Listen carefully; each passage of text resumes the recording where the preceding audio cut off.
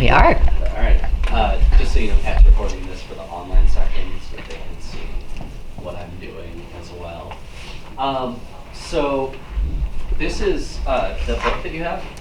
This is it's online. There's a link to it in your week 3 folder to go with all the other resume building resources. What I wanted to do is just flag some important pieces of that to lead into the question of, well, like, how do we write resumes, or what do they do, or what are they for? So I'm starting on page 7. The thing I think will be most helpful for most of you is a quick, if you don't want to read the whole handbook, which you should, it's a great handbook, but if you want some quick reference help, starting on page 7 here, or page 6 in the booklet, are different kinds of resumes and how to organize them. So they talk about the chronological resume, which might start with a summary of qualifications and education, but really focus on its structure as going chronologically. And notice how this is reverse chronological, right? It starts with your most recent position and then the positions that you had before that. You can do it the other way. Chances are your most recent position is probably the most attractive and shows your trajectory, so you want to put it first, right? If you don't have like a long list of job positions to put on your resume, that's okay too, because they talk about and give an example of what does a resume look like if it's really focused on your skills or qualifications, right? So you can see here this says Helen Hoover's education, right? And then it goes over specific skills and then how Helen is demonstrating those skills, and then puts some work experience in the back end there. Or a combination, right? They give an example of how you can mix and match this kind of thing. When you're much further along in your career, it's possible to have a 2-page resume. Don't recommend it unless you really, really have a lot to say and it's a little more advanced position. But I have a resume that, my most current resume, on one side is work experience, the other side is skills. Right? Just because I had that much to put together. But that was kind of a gambit. Right? It was like, let's see if I can get away with a 2-page resume. Right? And I did. It was just when I applied for this job. Does that make sense? So this is a good. This is a really good set of examples if you're really struggling, if you're putting together a resume for the first time, or if you're really thinking of overhauling your resume. The thing I want you to pay attention to is that it looks really formal, right? Education, qualifications, right? There's lots of templates, right? But really you should be in control of what categories you put in there, what order they go in, what you want to fill, what information you want to fill in. I've known people who have done professional level work on a volunteer basis and just put it in their professional work, right? Because they call it pro bono work, right? I know people who have, put together lots of qualifications and based on skills, right? And it really, what you're doing is telling your own story, right? And shaping the format of the whole thing to tell your story. And I'm gonna come back to the idea of storytelling in just a second. But does that make sense? That's one of the reasons why we don't recommend using a prefabricated template. Sometimes they're prettier, but I've worked with students who have done that and they're like, well, there's a text box here and I don't have anything to put in it. Like, I don't know what to say there. And I'm like, well, that's the problem with the template, right? Is that it forces you to say something here and you may not have anything to say, right? Or you may have a lot to say in a certain box, right? And the template doesn't give you enough space to actually go through all your jobs, right? So even if this feels a little bit less graphically designed and pretty than some of the templates, this is the kind of resume where you can exercise the most control over telling your story. Does that make sense? So the thing I wanted to go over today, I don't think anybody here has seen this lesson elsewhere. This is a lesson I actually teach in English classes. Is I want to focus on the stuff that's highlighted, right? So Chris was talking about your sentence fragments, but they have to be good and they have to be active and they have to have a lot of details, right? But you're also focusing on all these big categories. So I wanted to zoom in a little bit and talk a little bit about what do those bullet points say, right? What goes into bullet points, right? How do we tell our story, not just in how we structure the resume, but right down to the level of detail. Because as Chris said, and I can't stress this enough, no one looks at a resume for much longer than 30 seconds, right? Right, and so that means if you have a lot of text like this, right, you need to figure out how to make that text tell your story as quickly as possible and as effectively as possible so that once someone gets interested, they can take a little bit longer look at it. But the first pass is always like 30 seconds. And if you have complicated text or sentences in your bullet points, you're gonna miss your opportunity to show someone your qualifications, to tell someone the story of your own experience and work. Does that make sense? All right, so that's good news is I'm gonna help you out with that. That's really important. Bad news is that there's like a tiny little grammar lesson in here. So we're gonna go over some grammar stuff. But my approach to grammar, if you've ever seen me teach in an English setting, is I wanna give you the bare minimum you need to know to be in control of what you say, right? So I'm not focused on all the errors you could commit. I'm focused on like what's the structure, what's the goal, right? Because we know that just teaching everybody grammar errors actually doesn't improve people's writing. There's actually research on that. So the thing I want to point out that, so there's all these example resumes.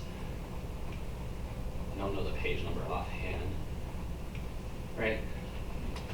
So one of the things that Chris is going to stress in a meeting, or anyone who ever talks about resume writing to you is going to stress, is action words, right? Make your words action words.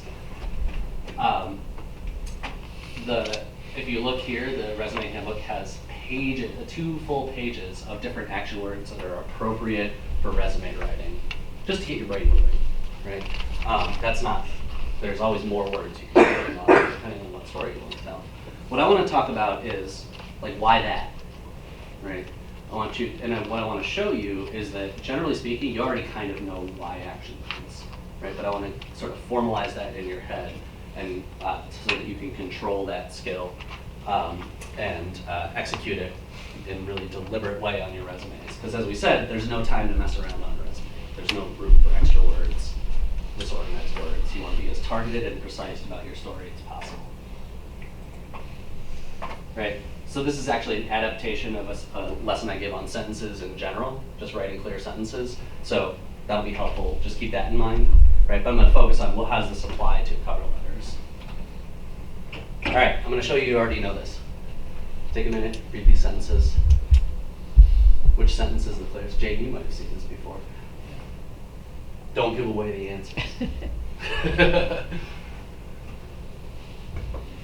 Right. 3 sentences. Joe threw the ball to Spot. The ball was thrown to Spot.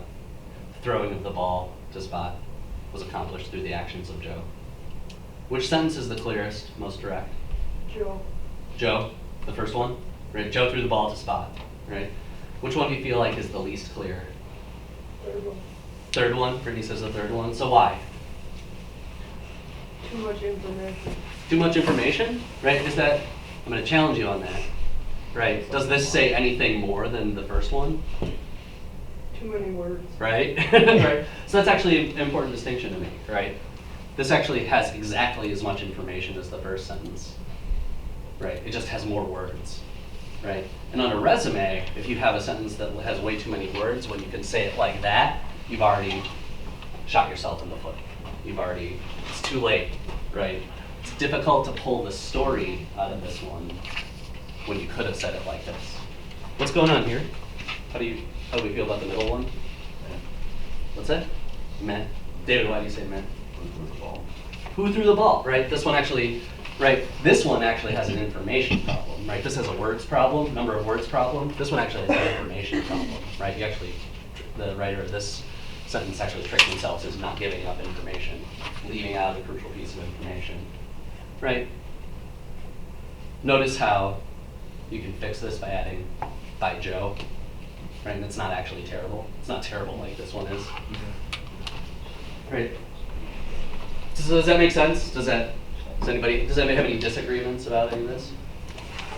It's meant to be. I'm also not trying to insult your intelligence. Like, the storybook sentences actually bring some clarity to more complex sentences, right? So The point is that you already know what makes a clear sentence. You can already distinguish between, right, too much information, too many words, right? What I want to show you is just enough grammar and just enough sentence writing advice to kind of understand how to control this, because I see a lot of sentences like this. I see a lot of sentences like this. But these sentences are actually much harder to get to than you think, especially on the first attempt. So what I want to show you is how do you control what you want to say? How do you control the information that you put into a sentence so that your sentences start to look like this more and more, right? Which, again, is going to be way more effective than this or this in the context of a resume when someone's reading quickly and needs to know what you want to say instantly. All right, here's the grammar part. Sorry. Didn't think you'd get a grammar lesson in business professional schools in class, huh? Right. So who's been taught that subjects are, what are subjects? Person, place, thing, idea. Who's been taught that verbs are action words? Show of hands.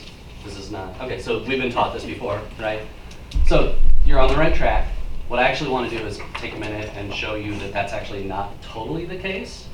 Subjects are subjects and verbs, and I'll challenge you to think of subjects and verbs as positions.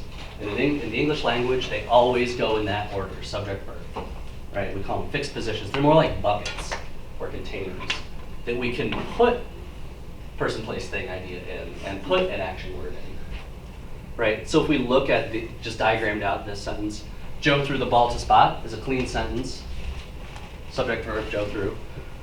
Right, this not clean sentence, the subject is the task of throwing the ball to Spot and was accomplished. Accomplished is a pretty weak action verb. And the task of throwing the ball to Spot is hard to say that it's a person, place, thing, or idea, right? So what's going on there?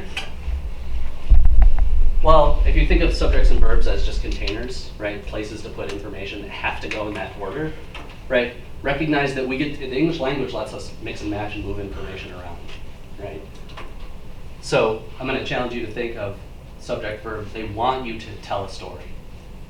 This person, place, or thing did this thing. Right? It's a story. Sentences are designed to tell stories. But the English language lets us actually kind of pervert that, mix and match the information, move stuff around. So a clear sentence will tell a story Joe threw in subject, verb. An unclear story will not have the main character as the subject. It will put an action as the subject. That's what's going wrong here. It will not put, actually I should show you the full diagram. Right. It will not put a real action in the verb. So does this make sense? Right. Right, and this is just a more sophisticated and more targeted way of saying what you already told me, right?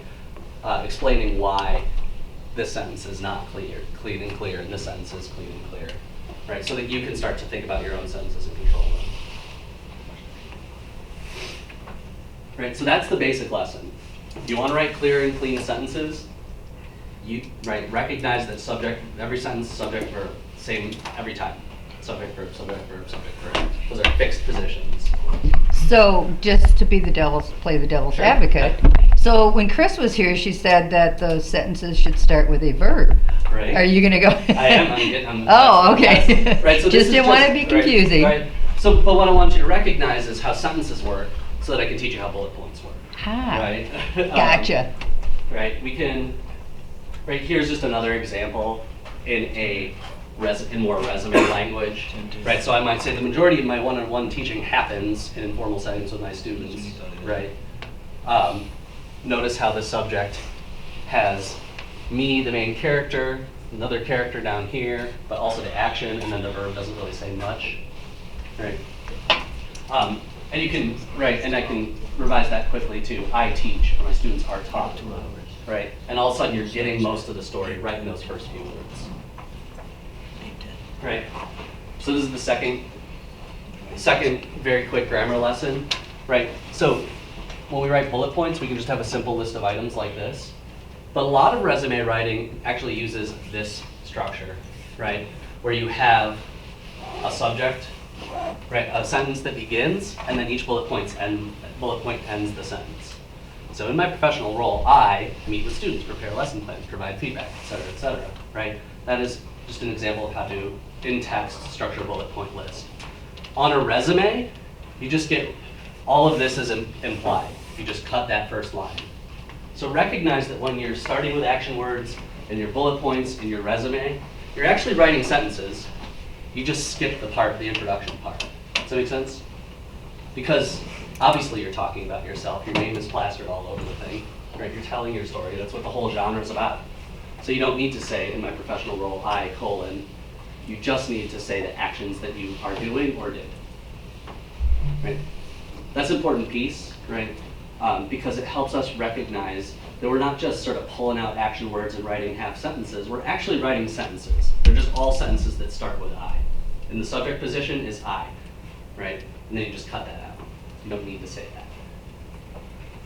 Right. So here it is, diagrams, characters, actions, subject, verbs in the way that we had talked about before. Right. So this is just an extension of what I was telling you about clear sentences. Clear sentences have subject, clear character, verb, position, clear action word. Right. For a resume, right, this is how bullet points look. A resume just implies the I. You don't have to put it. So this is actually just a screenshot of an old resume of mine, just so you can see how it's working in principle. But recognize, right, so this is an old job that I had, right? Recognize that every single one of these bullet points is a sentence that starts with I, right? But in the actual document, I just leave the I off, right? But that helps start to make sense of why we use an action word, right? So I promote, coordinate, and develop a program. I implement and maintain a program. I chair a committee. I create strategic whatevers, right? So notice how the action words are actually just telling the story of what I did, right? Does that make sense? Right. Note, right, and then here it is kind of diagrammed. Right, one of the things that I would encourage you to do is right, I actually put this together for a lesson at one point, and I took a look at it and I diagrammed it and I was like, I could get even more concise with that, right? That's actually a little wordy, even so, right? So I made some revisions. And again, the revision process is, or what I should say, always about the revision process is going to be really unique to whatever you wrote down first, right? There's no one way to revise. But based on what I had here, I realized I was, right, promote, coordinate, and develop was too many words. I didn't need all those words. What I needed to say is, I develop a program, right? Notice how in this revision, like the whole story is there in the first few words, and then I have room to add some more details if I want to, right? I develop a program, right? Instead of implement and maintain, right, a program of faculty development, right? I implement faculty development, right? The person reading only needs to get this far before they have an idea of what I'm saying, right?